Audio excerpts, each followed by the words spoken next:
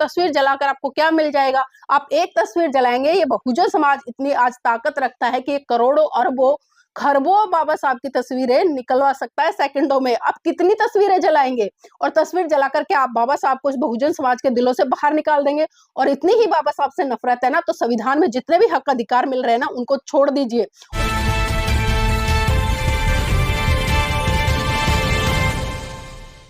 किसी के कद छोटा करने से अगर किसी महान व्यक्ति का कद छोटा हो जाए, तो मुझे लगता है भारत में तमाम जो सूरवीर रहे हैं या क्रांतिकारी योद्धा रहे हैं या इस देश के लिए सब कुछ अपना न्यौछावर करने वाले लोग रहे हैं, शायद आज कुछ तथाकथित लोग उनका कद छोटा करते तो उनके कद छोटा करने से कद छोटा हो जाता। लेकिन हम अच्छे से जानते हैं कि तथाकथित लोग जो दूषित मानसिकता के, वो समय समय पर निकल कर आते हैं और अपनी दूषित मानसिकता का परिचय देते हैं। साथियों, मैं घटनाक्रम याद दिलाऊंगी 1956 का। जी हाँ, 1956 को परम पूज्य बाबा साहब ने जब बौद्ध धर्म की दीक्षा ली और उन्होंने साफ साफ कहा समाज को 22 प्रतिज्ञाएं देते हुए और खुद 22 प्रतिज्ञाएं ग्रहण करते हुए कि मैं राम और कृष्ण को कभी भी ईश्वर नहीं मानूंगा।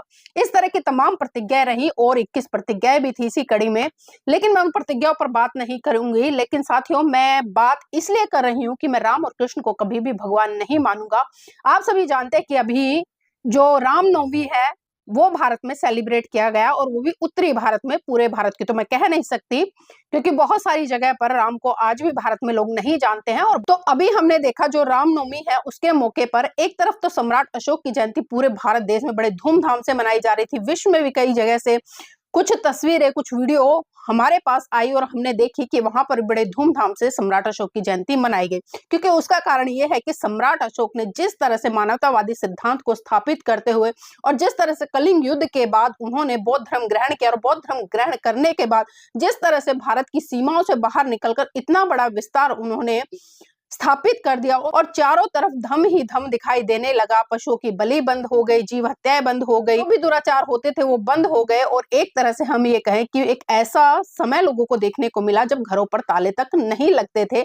और धम्म के इतने बड़े अनुयायी कि उन्होंने अपना इकलौता पुत्र और पुत्री उनको भी धम्म के लिए दान कर दिया, यानी कि धम्म के लिए समर्पित कर दिया और श्रीलंका बुद्धिज्म के प्रचार प्रसार के लिए भेज दिया। खैर साथियों, उस पर मैं बात नहीं करूंगी, ये तो मैं कुछ आपको जो घटनाक्रम है उससे जोड़ने के लिए बता रही थी।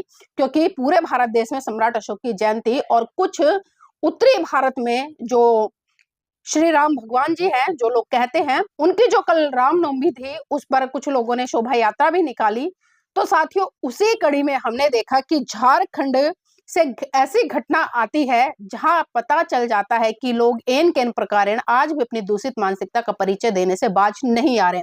साथियों, झारखंड की जो घटना है ये धनबाद जिले की है, और जो क्या नाम है, डीआरएम चौक है। डीआरएम चौक पे बाबा साहब की एक बहुत बड़ी प्रतिमा लगी हुई है, और यहाँ से कुछ तथाकथित लोग जा रहे थे तो उन्होंने भगवा झंडे और खासकर जो श्री राम के झंडे थे वो चारों तरफ बाबा साहब के बांध दिए। और इतना नहीं, वहां पर जो बाबा साहब की स्टैचू लगी है उसमें जो बाबा साहब की उंगली है वो ऊपर की तरफ इशारा करते हुए है। तो इसी चीज का इन तथाकथित लोगों ने फायदा उठाया और बाबा साहब की जो उंगली ऊपर है साथियों, उस पर उन्होंने भगवा झंडा बांध दिया और उस पर जय श्री राम, यानी कि जो इनके भगवान है श्री राम, उसकी तस्वीर भी लगी हुई थी, वो बांध दी। अब समझ में नहीं आता कि आखिर ये क्या दर्शाना चाहते हैं, क्या साबित करना चाहते हैं। क्योंकि मैंने पहले ही शुरुआत में कहा था कि परम पूज्य बाबा साहब ने 1956 में साफ साफ कहा था कि मैं राम और कृष्ण को किसी भी तरह से भगवान नहीं मानूंगा। लेकिन हम देख रहे कि तथाकथित लोग एन केन प्रकार आज फिर से वही प्रोपागेंडा अपनाने का प्रयास कर रहे हैं कि जो बाबा साहब हिंदू व्यवस्था में पहले थे उसी व्यवस्था में आज उन्हें स्थापित कर दिया जाए, और उनके समाज से आने वाले लोग भी आज कहीं ना कहीं उसी तरह से भक्ति भाव या मंदिर की जो चौखट है वहां तक पहुंच जाए। लेकिन साथियों, मैं बहुजन समाज के सभी लोगों से एक बात जरूर कहना चाहूंगी और आपसे निवेदन भी करना चाहूंगी, क्योंकि बाबा साहब की उंगली का जो इशारा था वो संसद की तरफ था, क्योंकि बाबा साहब की उंगली ऐसे थी ना कि ऐसे थी। और ये जितनी भी हम मूर्तियां या तस्वीरें या पोस्टर बैनरों पे देख रहे हैं या आज गूगल पर जो आपको तस्वीरें मिलती है वो संसद की तरफ इशारा करते नहीं बल्कि ऊपर की तरफ इशारा करते हुए मिलती हैं। तो मैं यही निवेदन करती हूँ बहुजन समाज के लोगों से कि इस तरह की मूर्तियां, इस तरह के पोस्टरों पे जो फोटो है, इस तरह के जो बैनरों पे फोटो है, या जो भी होर्डिंग पंपलेट आप छपवाते हैं, या जो भी पोस्टर अपने घर में लाते हैं, तस्वीरें लाते हैं, तो जिसमें बाबा साहब की उंगली ऊपर की तरफ इशारा कर रही है, ऐसी तस्वीरों का बायकॉट करें, ऐसी मूर्तियों का बायकॉट करें। पोस्टरों पे किसी भी तरह से इस तरह की मूर्तियों को आप ना लगवाएं, बल्कि आपको अगर बाबा साहब की जो मूर्ति लगवानी है तो आप संसद की तरफ इशारा करते हुए वाली मूर्ति लगाएं, क्योंकि बाबा साहब ने साफ साफ कहा था कि मेरे समाज के लोगों जाओ इस संसद पर कब्जा कर लो, क्योंकि तुम्हारी गुलामी के रास्ते यहीं से खुलेंगे, क्योंकि ये संसद ही एक ऐसा मंदिर है जहां पर जाकर आप अपने हक अधिकार सुनिश्चित कर सकते हो, अपने पूरे जीवन को, अपने समाज के जीवन को, इस देश के एक उज्जवल भविष्य को अगर बरकरार रख सकते हो तो वो इसी संसद से कर सकते हो। इसलिए उन्होंने बार बार संसद की तरफ इशारा किया। लेकिन तथाकथित कुछ लोगों ने, आज हम देख रहे हैं, खासकर मैं बिल्कुल स्पष्ट कर दूं, जो आरएसएस का प्रोपेगेंडा है, जिस तरह से वो बहुजन समाज को आज भी भक्ति में लीन रखना चाहता है, तरह तरह की बातें करता है कि बाबा साहब भी तो हिंदू थे।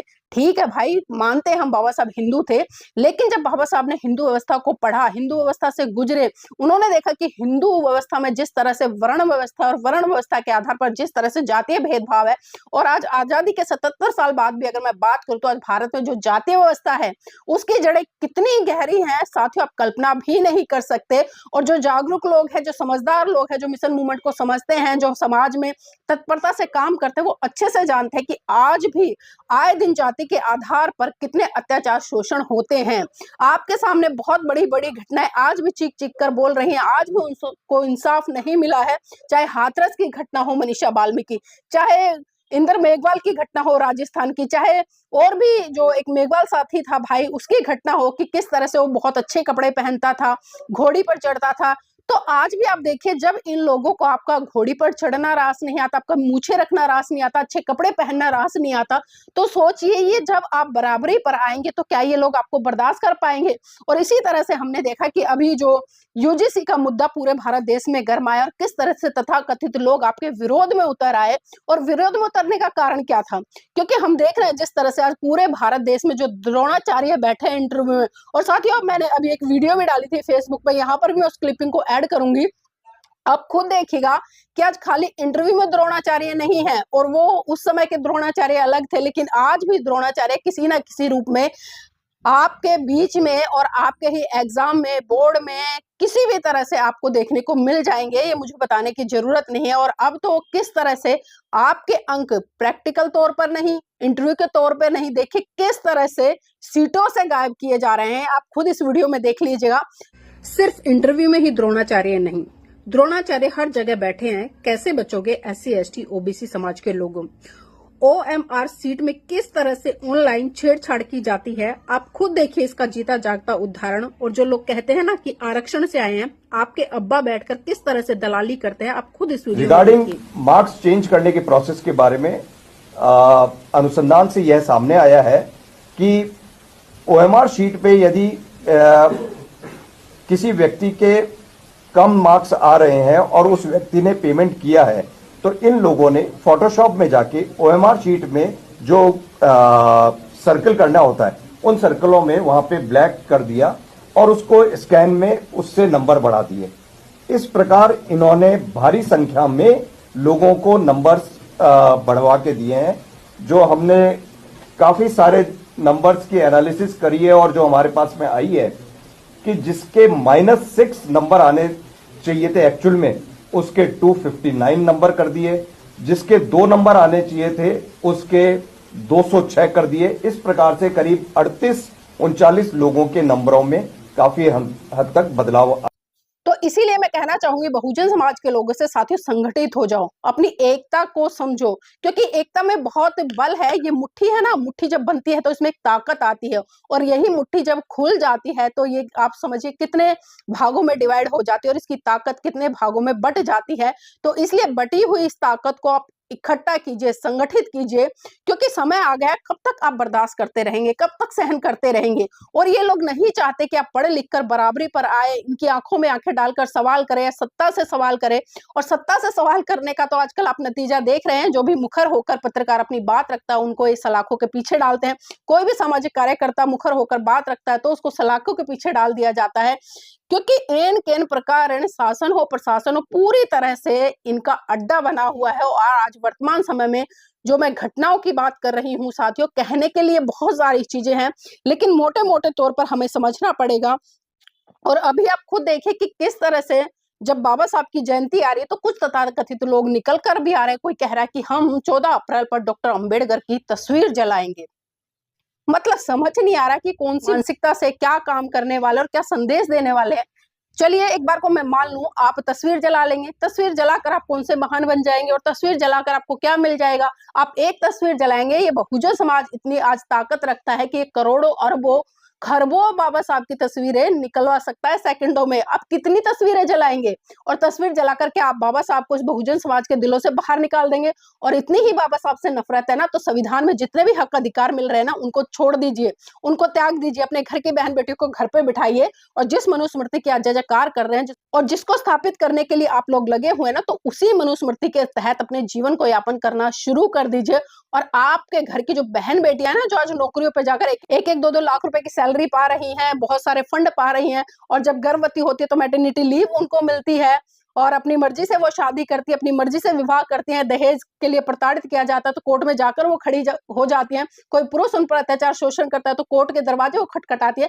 तो ये सारे दरवाजे खटखटाना बंद कर दे, नौकरी करना बंद कर दे, क्योंकि आपकी मनुस्मृति आपको पढ़ने का अधिकार नहीं देती तो नौकरी करने का अधिकार कहाँ से देंगी? और आजकल कुछ जो मैं देख रही हूँ, कुछ मनुवादी विचारधारा की कुछ जो लड़कियां हैं जिन्हें समझ नहीं है, मनुस्मृति की जय जयकार तो कर रही है। मनुस्मृति हमारा पवित्र ग्रंथ है, हमारा धार्मिक ग्रंथ है। और एक मोहतरमा जी तो कह रही थी कि हमारी मनुस्मृति जिंदाबाद है, हमें गर्व है। जब तक हमारी मनुस्मृति जिंदाबाद है तब तक ही संविधान है, वरना जिस दिन हमारी मनुस्मृति खत्म उस दिन संविधान में हम सरिया ठोक देंगे। मतलब इनकी लैंग्वेज देखिए क्या है क्या नहीं है। आप जिस संविधान में सरिया ठोकने की बात करें ना मोहतरमा, उसी संविधान की वजह से आप सोशल मीडिया पर लिख पा रही हैं, बोल पा रही हैं। और जो पैंट शर्ट पहनकर स्टाइलिस्ट जो हेयर स्टाइल बनाती है ना, आप वो ये स्टाइलिश चश्मे लगाती है, वो उसी संविधान की वजह से। वरना आज सड़ रही होती मनुस्मृति के तहत, किसी घर के कोने में झाड़ू पोछा कर रही होती, देवदासी जैसी प्रथाओं को झेल रही होती, और कई कई पुरुष आपका शोषण कर रहे होते। अगर मनुस्मृति के तहत ही आपको जीवन यापन करना है तो कीजिए, हमें कोई आपत्ति नहीं है, लेकिन कान खोलकर सुन लीजिए। हम संविधान को मानने वाले लोग हैं और हम संविधान के अनुसार चलने वाले लोग हैं। हम संविधान के अनुसार तमाम हक अधिकार लेने वाले लोग हैं, ना कि आपकी तरह खाते किसी और का है और गाल बजाते किसी और का है। तो साथियों बस मैं इतना ही कहूंगी, जो विशेष तौर पर मेरा निवेदन था, क्योंकि बाबा साहब की जो उंगलियां इस तरह हैं, इनका बहिष्कार करें, बिल्कुल बहिष्कार करें। इस तरह की जो तस्वीरें हैं बाबा साहब की, उनका बहिष्कार कर दें। अगर आपको इस तरह की गूगल पर तस्वीर नहीं मिलती, इस तरह की कहीं भी मिल जाती है, तो आप उसको कॉपी पेस्ट कर ले, उसको छपवाएं, उसी तरह की मूर्तियां छपवाएं। और जो भी भारत देश में जो बहुजन समाज के लोग हैं या जो अन्य लोग हैं जो मूर्तियां बना रहे हैं या पोस्टर बना रहे हैं, अगर आपको ऐसी संसद की तरफ इशारा करती हुई जो मूर्तियां हैं, तस्वीरें नहीं मिलती, तो आप मत लीजिए और उनको बोलिए कि भाई बाबा साहब ने संसद की तरफ इशारा किया था, आप हमें उस तरह की मूर्तियां दीजिए, उस तरह के पोस्टर बैनर होर्डिंग दीजिए। तो साथियों बस यही अपील करूंगी, संगठित हो जाइए। और बाबा साहब की जयंती आ रही है, आप सबको बड़ी धूमधाम के साथ में इस जयंती को मनाना है, वैचारिक तौर पर, ना कि हल्ला गुल्ला करके, जय जयकार करके, डीजे बजा के, क्योंकि वैचारिक क्रांति ही सबसे बड़ी क्रांति है। और इसीलिए बाबा साहब ने कहा था कि मेरी जयंती मत मनाना और मेरे समाज के लोगों मेरी जय जयकार करने से अच्छा है मेरे बताए हुए रास्ते पर चलो। तो साथियों मैं चाहूंगी आप इस वीडियो को लाइक करें, शेयर करें, कमेंट करें, और जिस भी साथी ने अब तक हमारे चैनल को सब्सक्राइब नहीं किया है, चैनल को सब्सक्राइब जरूर कर लें।